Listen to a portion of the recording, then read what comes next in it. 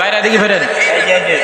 সুপ্রিয় এলাকাবাসী, আজকে আমরা মনে করেন যে এই ব্যাক বোন সামনের বোন যত বোন ছিল ফালাইতে ফালাইতে মনে করেন যে আমরা অসুস্থর কায়দায় এদিকে চান সবাই ফলবি কই বাইরা কোথায়, শাহাদত কোথায়, সভাপতি কোথায়?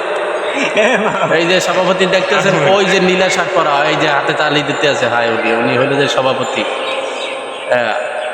উনি ফাঁক পাইলি বই পরে ঠেললেও রান্না।